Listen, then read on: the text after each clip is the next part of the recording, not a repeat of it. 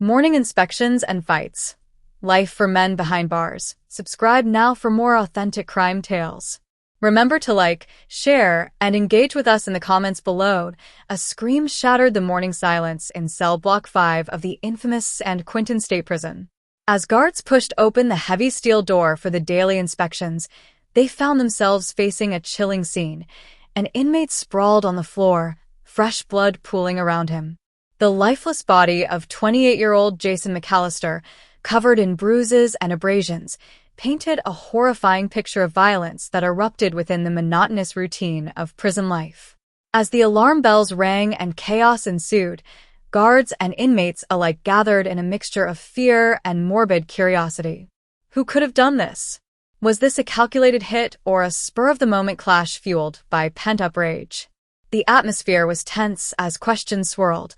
All the while the reality settled in, someone had crossed a line that would ripple through the prison community. This shocking discovery marked the beginning of a harrowing investigation that would expose not only the circumstances surrounding Jason's murder, but also the deeper issues of corruption and brutality within the prison system.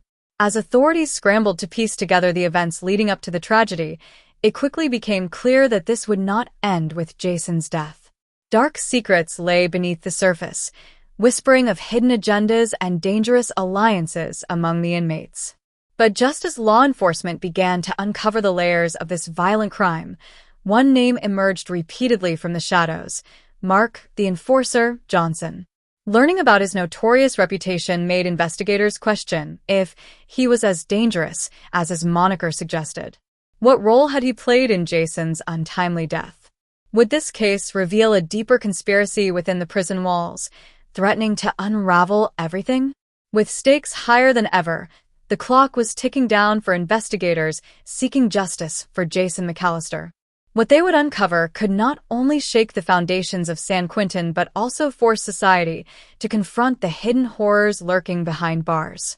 To fully grasp the impact of Jason's murder, we must step back into his life before incarceration. Jason McAllister was far from a hardened criminal. Instead, he was a bright young man from a small town in California, raised by a loving family that instilled in him values of kindness and empathy. His mother often spoke of his infectious laughter and the dreams he harbored of becoming a teacher. But the unexpected twists of life led him down a different path. At 16, Jason fell in with the wrong crowd. What started as youthful rebellion spiraled into serious trouble. Minor thefts turned into drug offenses, and suddenly, he found himself facing serious criminal charges. Despite his charm and intelligence, every poor decision pushed him deeper into the criminal justice system. By his mid-20s, he was serving a lengthy sentence in San Quentin for robbery, a place notorious not just for violent crime but for the dangerous environment that transformed men into monsters. As the investigation into Jason's murder unfolded, a timeline of events began to emerge. Hour by hour, guards noted growing tensions among inmates during morning inspections, tempers flaring as they were subjected to invasive searches, leading to small skirmishes that simmered just beneath the surface. Many inmates claimed that a power vacuum had formed in the prison, with Mark Johnson maneuvering to fill it by intimidating those who were weak, those like Jason. Witnesses testified to the fear Mark instilled in others. His reputation as the Enforcer preceded him. Known for his ruthless demeanor, he created an environment where small issues quickly escalated into violent confrontations. With the daily inspection structured to maintain order, this particular morning had become a tinderbox, ready to ignite at the slightest spark. As authorities combed through the evidence and interviewed inmates, one name kept popping up: Travis, a younger inmate who had been close to Jason. What secrets did he harbor? Could he provide information that could shed light on the moments leading up to Jason's death? The tension mounted, and it was time to confront Travis. Would he reveal the fear that had shadowed his every move? Or would the truth remain buried beneath layers of intimidation and complicity, just as it had for so many others? In the days following Jason McAllister's murder, the situation in San Quentin became increasingly volatile. Undercover investigators mingled among the inmates, seeking the truth behind the whispers of corruption and violence. The prison was on high alert, and surviving inside its walls meant walking a tightrope, especially when tensions were frayed. Travis, the younger inmate connected to Jason, agreed to speak with investigators. His demeanor shifted, fear consumed him, but so did a sense of urgency to clear his conscience. As he sat alone in a dimly lit interrogation room, he began to recount the chilling events that transpired leading up to Jason's death. Every morning, Mark would flex his power during inspections, he began, voice trembling. He would pick fights, control the narrative. But that day, it was different. Jason stood up to him. It was like a scene from a movie.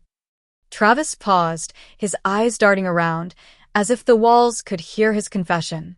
Mark saw it as a threat. The details poured out. A heated argument over stolen goods escalated into violence, culminating in a confrontation that would seal Jason's fate. Travis revealed that Mark had rallied his followers, all eager to prove their worth, by squashing any sign of rebellion. Feeling the strength of his allies, Mark had taken matters into his own hands, resulting in the savage beating that ended Jason's life. With this explosive information, investigators now had a clearer picture of the power dynamics at play within the prison walls. But as they prepared to confront Mark, a troubling new development arose. A rumor circulated that Mark had plans to retaliate against any inmates who might cooperate with authorities. The stakes had risen exponentially, placing Travis in immediate danger.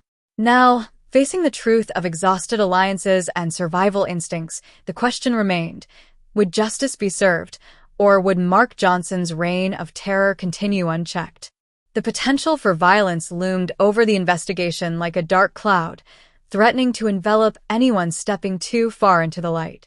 As investigators geared up to make their move, uncertainty filled the air, casting doubt on whether they could truly dismantle the dangerous hierarchy that governed life inside San Quentin. The final reveal of Mark Johnson's actions promised to expose unbearable truths. Could they bring justice for Jason before it was too late? The fight to unveil the real monsters behind bars had only just begun.